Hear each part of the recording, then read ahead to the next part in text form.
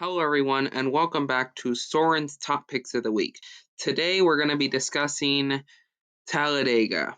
And like any other plate track, it's going to be increasingly difficult to find out who's going to be the winner because it's Talladega, anything can happen like Daytona. However, I can tell you who's going to be up front most of the day. So let's get started with the Xfinity Series. I think that Austin Cindric's going to be a big threat in this, right? He won Daytona. He started on the pole, stayed up front all day, was able to win. Expect the same thing from him. Brett Moffitt was very good at the Daytona race earlier this year, so you never know about that.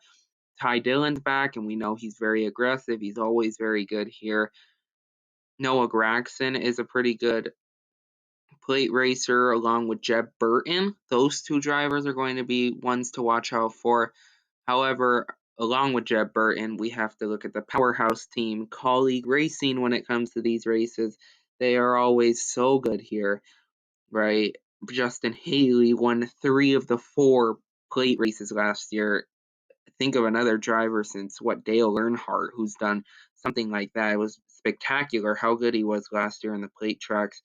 Him and AJ Allmendinger and Jeb Burton are going to be the threat to beat. Granted, they didn't do that great at Daytona, but it's the Daytona opener. Normally, no one's really that organized at the Daytona opener, so we'll see how it goes on Saturday. For Sunday's race, I think this is actually harder to figure out who's going to perform well because we know that there's going to be so many good drivers who are going to be up front. And, like Daytona, we thought there were going to be a lot of drivers that wrecked early on. William Byron, for example, did really good and ended up crashing, right? So Ryan Blaney, again, another one. But if we're ignoring wrecks, so let's say we have another 2020 Geico 500, where at the end of the thing, we have like 3 cars out, entering the last lap. So let's say we have another one of those races. I think there's a few drivers you got to watch out for.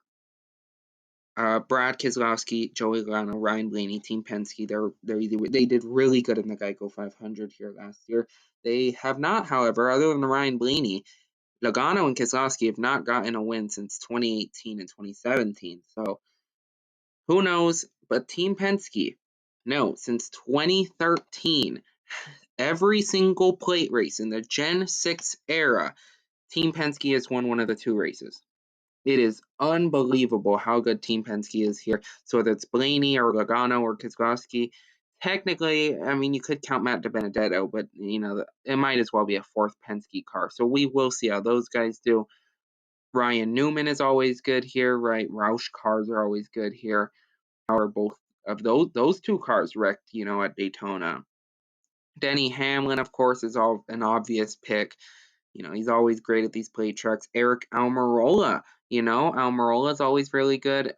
If we're looking at Chevrolets, right? Ricky Stenhouse Jr. Ricky Stenhouse, man, he's aggressive, he's fast, he knows what he's doing. I look at Austin Dillon. Austin Dillon's, a pretty good plate racer.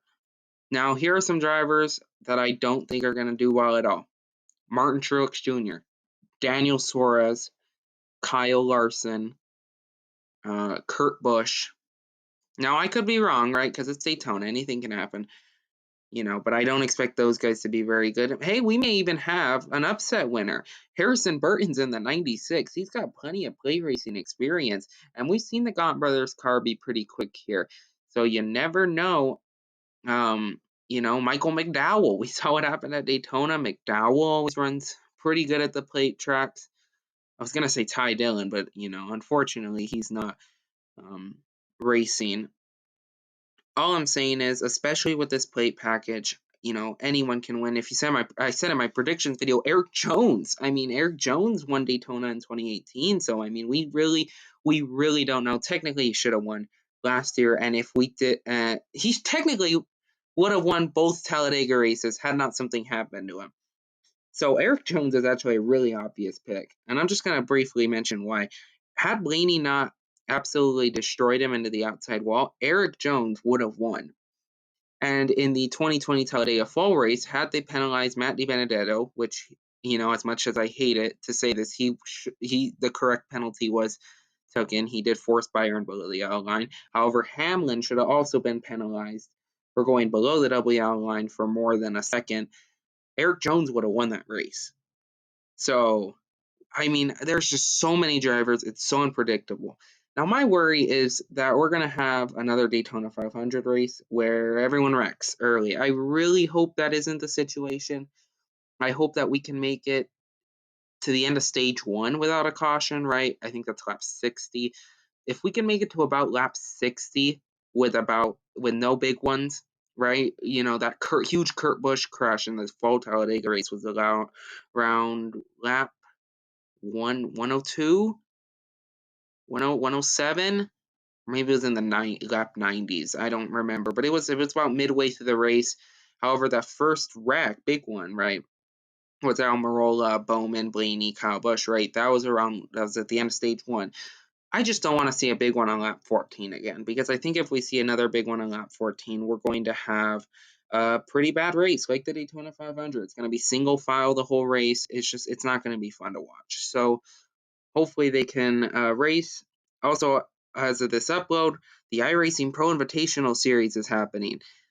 This is kind of like a future. If Keelan Harvick wrecks the field, I just want to say it now. I called it.